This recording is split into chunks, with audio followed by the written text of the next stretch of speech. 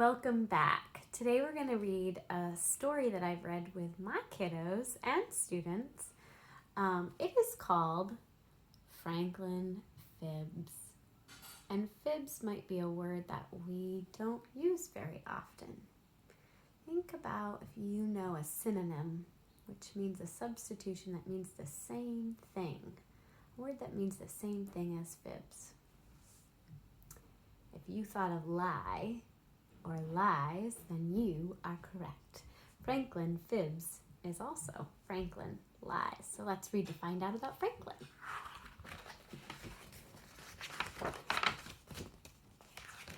Franklin Fibs, written by Paulette Burgess, illustrated by Brenda Clark.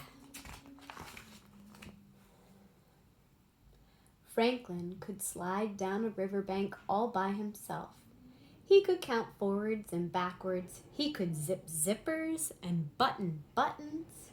He could even tie shoelaces. But Franklin could not swallow 76 flies in the blink of an eye. And that was a problem because Franklin said he could. He told all his friends he could. Franklin had fibbed. It started with Bear. Bear boasted, "I can climb the highest tree." He scrambled to the tip of a pine. Boasted is to brag, so he bragged about that he could do this special thing. Then Hawk bragged, "I can fly over the berry patch without flapping my wings." He soared over the woods and past the berry patch without ruffling a feather. Beaver crowed, "I can chop down a tree with just my teeth." Beaver gnawed first on one side, then on the other. Chips of wood flew this way and that. The tree crashed down. "And," she said, "I can make my own dam." Which is when beavers take sticks and branches and they build up an area to block and stop the water. Franklin couldn't climb a tree. He couldn't chop down a tree. He couldn't fly. And he forgot everything he could do. So he fibbed. "I can swallow 76 flies in a blink of an eye," he said. His friends were astounded. "Watch me," said Franklin. Franklin gobbled 2, 4, 6 flies. "There!" "But that was only 6 flies," said Hawk. "Well, there were only 6 flies flying," said Franklin, "and I ate them all in the blink of an eye. I could have eaten 70 more. "Let's see," said Beaver. Franklin frowned. There was no way he could eat 76 flies in the blink of an eye. No way at all. Blink of an eye, if you notice I've been blinking my eyes during that, it's like in a snap. Blink of an eye. Franklin had no appetite at dinner. "What's wrong?" asked his mother.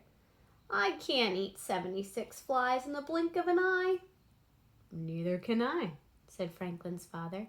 "Neither can I," said Franklin's mother. "But you don't have to," said Franklin sadly. "And I do." Franklin told them all about the flies. His mother nodded and his father hummed.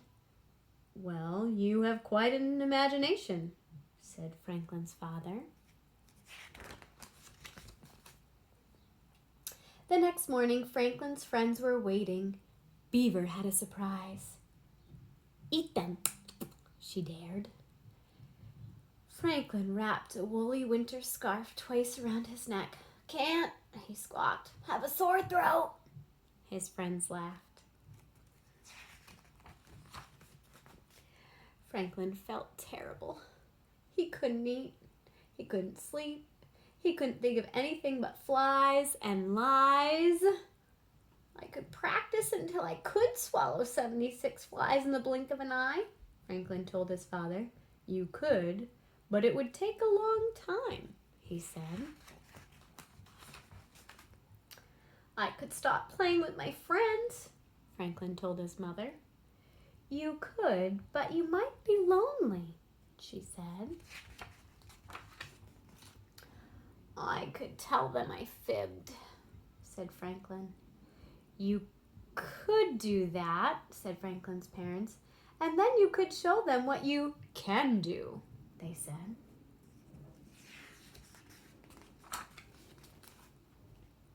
The next day, Franklin's friends were waiting. I can't eat 76 flies in the blink of an eye, admitted Franklin. We guess, said Bear. But, said Franklin, I can eat 76 flies. Franklin's friends sighed. Really, said Franklin. Franklin ran home. He got the flies, a bowl, some flour, milk, eggs, and honey. He poured and stirred and rolled and baked, and finally he was ready. I like to do baking, but I don't know that I've ever baked with flies in my dough.